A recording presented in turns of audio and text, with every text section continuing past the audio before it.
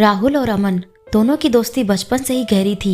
गांव में पढ़ाई खत्म करने के बाद दोनों ने शहर में एक फैक्ट्री में नौकरी कर ली। अमन ने शादी कर ली और अपनी पत्नी प्रीति और 2 साल के बेटे आर्यन को भी शहर ले आया। फैक्ट्री के पास ही एक छोटा सा 2 मंजिला मकान किराए पर ले लिया। अमन और उसका परिवार नीचे वाले माले पर रहते थे और राहुल ऊपर अकेला रहता था।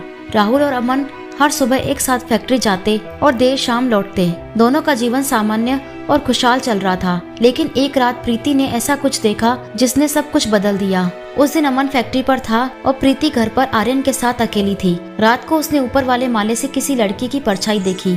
उसे लगा जैसे घुंघरों की आवाज आ रही हो, किसी के गुनगुनाने की आवाज आ रही हो। प्रीति को यह अजीब लगा क्योंकि राहुल कुंवारा था और उसने कभी किसी लड़की का जिक्र नहीं किया था। अमन के लौटने पर उसने ये बात बताई। अमन को गुस्सा आया। वह तुरंत ऊपर गया और राहुल से पूछने लगा, राहुल तुम किस लड़की को घर लेकर आए हो? भाभी ने तुम्हें किसी के साथ देखा है?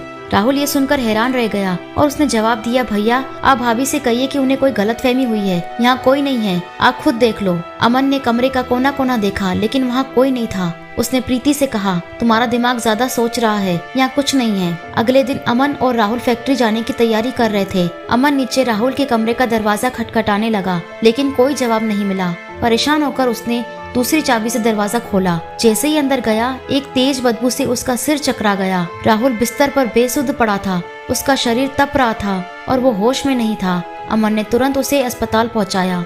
डॉक्टर ने जांच के बाद कहा, ये तेज बुखार और कमजोरी के कारण हुआ है। दवाई दे दी है, लेकिन इसे आराम की जरूरत है। राहुल को घर लाकर अमन और प्रीति उसकी देखभाल करने लगे। एक दिन प्रीति राहुल के लिए खाना लेकर ऊपर गई। उसने आर्यन को पास बिठाया और उसी वक्त उसके फोन की घंटी बजी। वो और आर्यन को वहीं पर बिठाकर खुद फोन उठाने चली गई। जब वो वापस आई तो उसने देखा कि आर्यन किसी से बात कर रहा था। प्रीति ने इधर उधर देखा, लेकिन वहाँ कोई नहीं था। तभी उसने एक परछाई देखी। डर के मारे उसने आर्यन को गोद में उठाया और नीचे भाग गई। अमन के लौटने पर उसने सारी बात बताई। अमन ने इस बार उसकी बात को गंभीरता से लिया। दोनों ने तय किया कि रात में राहुल के कमरे का मुआयना करेंगे। रात को अमन और प्रीति ऊपर गए। उन्होंने राहुल के कमरे का दरवाजा खटखटाया, लेकिन अंदर से कोई जवाब नहीं आया। तभी अचानक दरवाजा खुद ब खुद खुल गया। अंदर का दृश्य बहुत भयानक था। राहुल जमीन पर उल्टा पड़ा था। उसके मुंह से झाग निकल रही थी और बदबू असहनीय थी। अमन ने तुरंत पड़ोसियों को बुलाया और उसे अस्पताल पहुंचाया। राहुल की हालत बिगड़ती जा रही थी। अमन ने उसके भाई को फोन करके बुला लिया,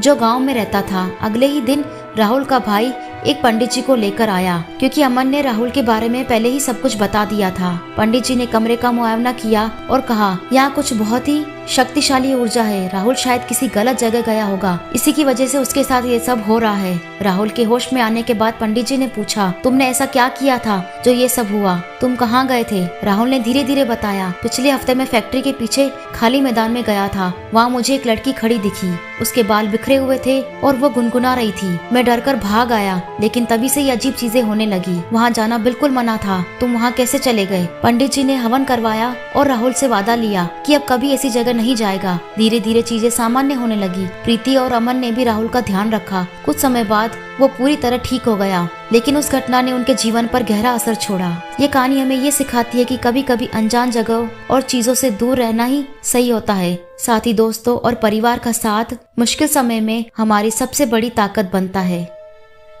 तो दोस्तों, आज की वीडियो में बस इतना ही। अगर आपको वीडियो अच्छी लगी हो तो प्लीज वीडियो को लाइक करें, कमेंट करें और शेयर करें। और हाँ, सब्सक्राइब करना ना भूलें। अगर आपके साथ भी कोई रियल हॉरर इंसिडेंट हुआ है जिसे आप मेरे चैनल पर शेयर करना चाहते हैं, तो आप मेरी दी गई आईडी पर ईमेल करके मुझे सेंड कर सकते हैं।